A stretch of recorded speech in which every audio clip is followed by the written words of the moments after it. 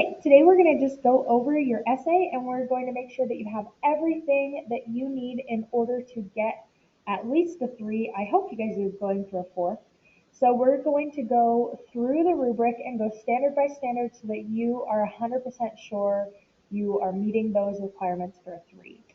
So I'm going to go through, this is an example from from Miss Wilson's rough draft of her essay. So this is not her final, so there was some things that she could fix about this, which she did in her final draft. Okay, so the first standard I'm looking for is essay is organized around a central idea. So make sure you are only addressing your one topic in there. Make sure you're not talking about a bunch of different things, otherwise it's going to be really unorganized. Essay has no opinions. Miss Wilson did a great job of this. She doesn't tell us her topic was Kim Jong-un faking his death. And she did a great job not putting her opinion about anything that happened. She was just a reporter reporting on things. So you guys want to make sure that you have done that in your essay as well. Each body paragraph has an appropriate heading. So all of your body paragraphs, I want to see a question like this at the top of every body paragraph. If you're missing that, it's going to take away from your organization. Essay has at least 3 body paragraphs, an introduction and a conclusion paragraph. So if you do not have intro, 3 body paragraphs, conclusion, then you are not going to be able to get full points. And I really would love to give you guys full points. So these are all the things. I went through Miss Wilson's like a checklist just on this paragraph, not really on her whole essay. And she had all of those things. These are the things that she needs to revise before she turns in her essay as her final draft. So every paragraph has 5 to 7 sentences. This one only has 1, 2, and she needs at least 5. So if I was working with Miss Wilson to help her improve her paragraph, I would go through the paragraph guide that's found on the Hyperdoc, and I would have her see what she was missing. So just right off the bat, I can see that she's missing evidence and elaboration. So she needs to go through and add those examples with author tags and then elaborate on them in order to get to all 5 sentences that she needs. Essay organizes ideas logically with the use of a text structure. This one is such an easy fix. So Miss Wilson can just click up right here or go into her essay, and all she has to do is add like chronological order. Okay, you can imagine that I spelled out that whole thing, okay? But she needs to add it right here up at the top so that I know she's intentionally using that text structure in her essay. And then each paragraph has a concluding sentence. This one, her last sentence in this paragraph would work as a concluding sentence if she had the rest of her paragraph completed with the evidence and the elaboration. So make sure that every paragraph really wraps up nicely. All right, next. Oh, sorry. I'm going to have you guys go through and make sure that your essay has everything that you need for the organization standard. Okay, now next. Our next standard that you guys are being graded on is elaboration. So we're looking for the elaboration to connect examples back to the central idea. So this is Miss McMullen's rough draft. Hers says, this is one of her elaborations, and we're looking for it to connect back to her central idea. The central idea is, while not quite reaching household fanship, Fantastic Mr. Fox became, as intended, a cult classic of the early 2010s. So basically, she's just saying, like, not a lot of people, like, Fantastic Mr. Fox isn't a movie that everybody watches, but the people who watch it are obsessed with it and they love it. So let's see if her 2 elaborations in this match that. So this shows that the film was enjoyed by most audiences, but it was the film critics, those with an eye for artistry and originality, that loved the movie best. This shows that the film was received as a quirky yet refreshing change from the norm and appreciated today as a unique film. So I think both of those are talking about the popularity of Fantastic Mr. Fox, which is what her central idea was. So she did a great job there. And then elaboration adds additional meaning to the paragraph. So that just means your elaboration shouldn't be repeating what you've already said. And I think she did a great job of making sure Her elaborations added something new. They didn't just repeat. So go ahead and you guys can go and make sure that you have both of these requirements for the 3. All right, our next section is evidence and research. So we're looking to see if you can use evidence to develop your explanation of a topic. So for this one, your essay has to have at least 3 sources. Each paragraph has to have at least 1, preferably 2, examples from an outside source with author tags. You have to have those author tags in there. And then your evidence has to support the central idea of your essay. So my essay, it does have 3 sources. You can't really tell from this one paragraph, but I did make sure that I used at least 3 different websites when I completed my paragraphs. And then each paragraph has an example from an outside source. My green sentences right here, these are my example sentence, or my examples. And then author tags, both of them should have author tags. So this one says according to the New Yorker, so check. And then according to the author of young adult novel Four Dead Queens, I actually just read that this year. It was pretty good. I liked it. According to the author of Four Dead Queens, Astrid Schulte. So I have 2. I actually am definitely meeting this requirement of each paragraph having an example from an outside source because I have 2, and I also have author tags for both of them. Remember, just make sure that you have that full author tag. Like I did a really good job with this one. According to the author of young adult novel Four Dead Queens, Astrid Schulte. So I've told you in that, why should you listen to Astrid Schulte? Who is Astrid Schulte? And then evidence supports the central idea of the essay. So my central idea is Midnight Sun is a book about vampires published in 2021 that made young adult fiction more popular with adults. So let's see if my 2 examples are relevant to that central idea. According to the New Yorker, Twilight sold 100 million copies from 2005 to 2009, and Midnight Sun sold 1 million copies in just the first week of its release. So that's talking about how popular it is. So I think I've done a good job matching my evidence to my central idea with that one. Now let's see if this one goes with my central idea.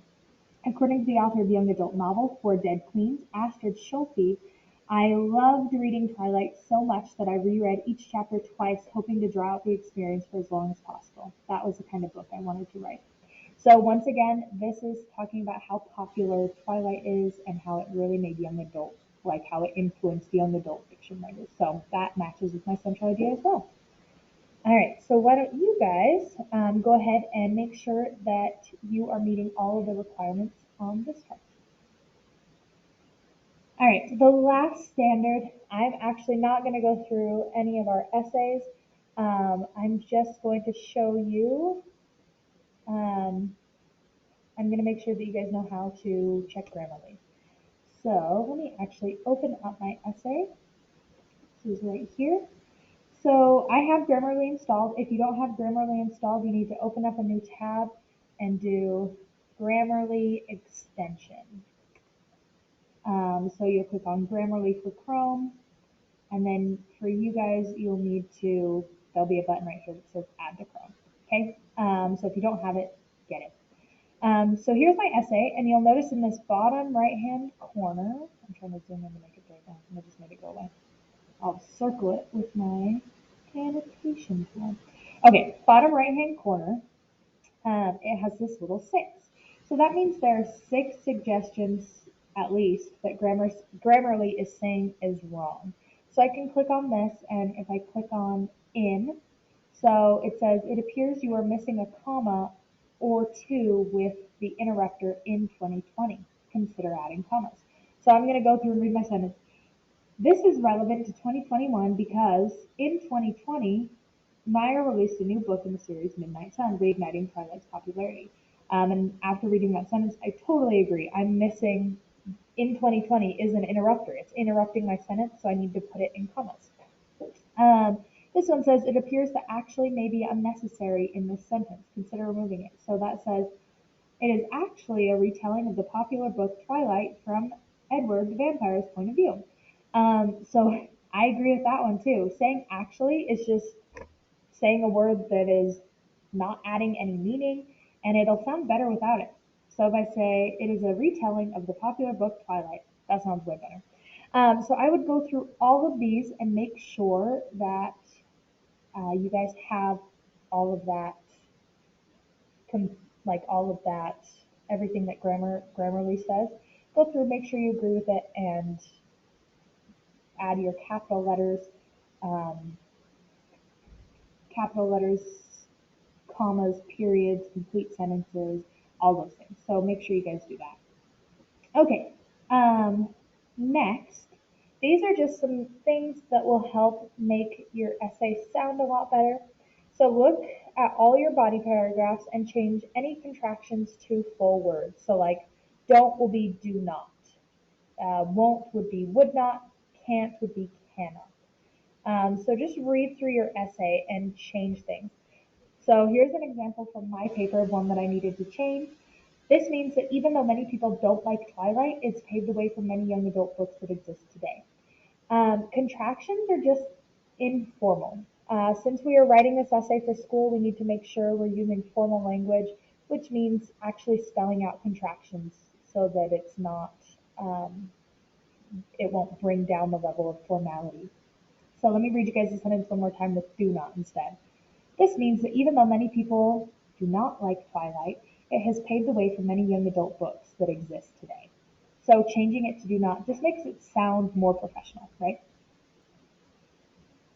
Okay, the next one is look at your paragraphs and see if you have any sentences that use it.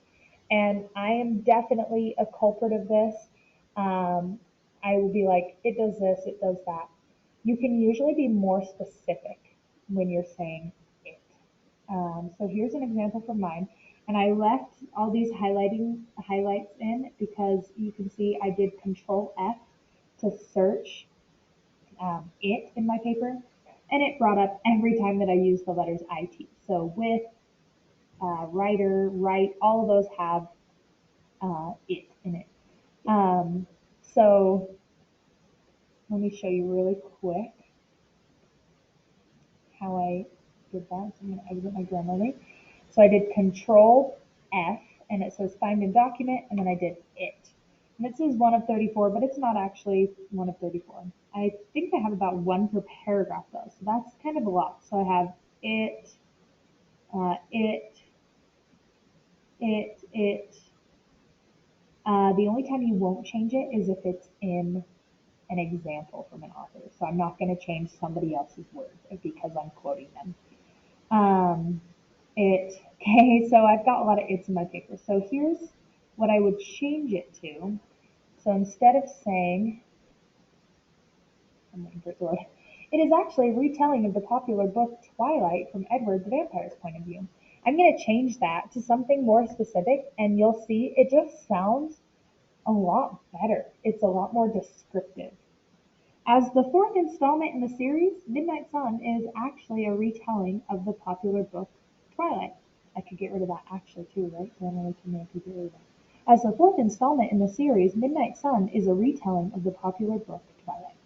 So it just really, when I went through and was trying to replace it, um, it really helped me think more about what I was specifically trying to say, and I think it'll help my reader understand better too, rather than just saying it. Okay, the last one is do you use really, very, a lot, so in your essay? Those words are pretty vague and sometimes they're not necessary at all. Like, for example, me saying actually. So you're going to look through your body paragraphs and just see if you've used them. You can even do Control F to search for them like we did with it. And then you can use a thesaurus to help you come up with better words. So this is an example from Miss McMullen's paper. And you can see in this paragraph she used really and a lot. So I'm just going to read those sentences and then I'm going to show you how they sound if I just delete really and I replace a lot with many, okay?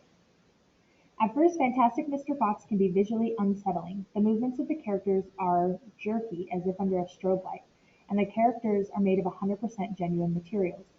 The film was created with many of by many still shots with a regular photo camera instead of filming with a video camera. Okay, I might not replace it with many. I would find something better if I was thinking harder about it, but you guys get the point. So go through and try and find better words. Um, Even really could be replaced with extremely.